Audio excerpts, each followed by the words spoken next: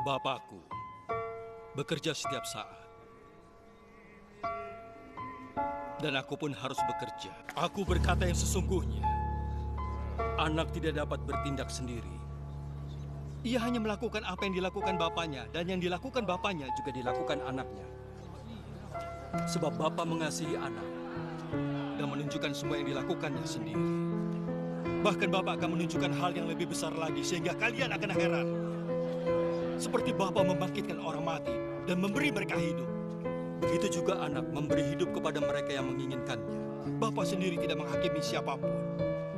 Ia memberi anaknya kuasa untuk menghakimi, agar semua orang menghormati anak sama seperti mereka menghormati Bapa. Orang yang tidak menghormati anak, dia tidak menghormati Bapa yang mengutusnya. Aku berkata yang sesungguhnya. Mereka yang mendengarkan aku dan percaya kepada Dia yang mengutus aku memperoleh hidup kekal. Mereka tidak akan dihukum, tapi sudah lepas dari kematian menjadi hidup. Aku berkata yang sesungguhnya. Akan datang waktunya. Dan sekarang waktunya sudah datang. Ketika orang mati mendengar suara anak Allah. Dan mereka yang mendengarnya akan hidup. Seperti Bapa sendiri adalah sumber kehidupan. Seperti itu jugalah Ia menjadikan anaknya sumber kehidupan. Dan Ia memberi anaknya kuasa untuk menghakimi sebab Ia adalah Anak Manusia. Jangan heran mendengar hal ini.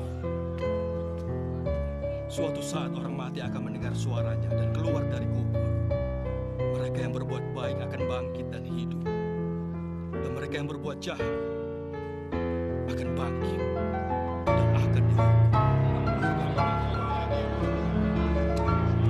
Aku tidak bisa apa-apa atas kuasaku sendiri. Aku hanya menghakimi sesuai perintah Allah sehingga keputusanku adil.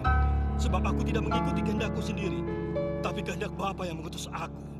Jika aku bersaksi mewakili diriku sendiri, maka kesaksian itu pasti tidak akan dapat dipercaya. Tetapi ada orang lain yang memberi kesaksian tentang aku. Dan aku tahu bahwa kesaksiannya itu memang benar. Kalian telah mengirim utusan kepada Yohanes, dan ia bersaksi benar tentang aku. Ini bukan karena aku perlu kesaksian manusia, tapi aku mengatakannya supaya kalian diselamatkan.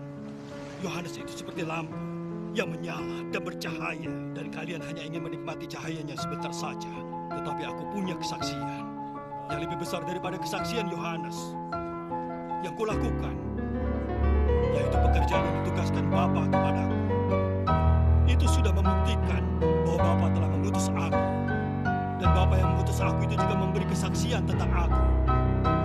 Kalian belum pernah mendengar suaranya atau melihat rupanya, dan tidak menyimpan sabdanya di hati kalian, sebab kalian tidak percaya kepada utusannya.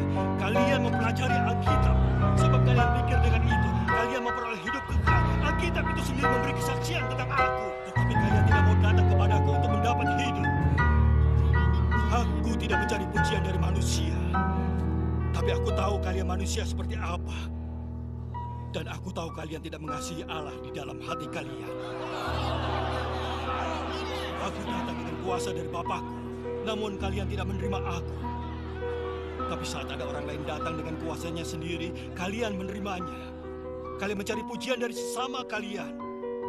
Tetapi kalian tidak pernah berusaha mencari pujian dari Allah yang Esa. Lalu bagaimana kalian percaya padaku? Jangan menyangka bahwa aku akan menyalahkan kalian di hadapan Bapakku. Musa, tempat kalian berharap, justru dialah yang akan menyalahkan kalian.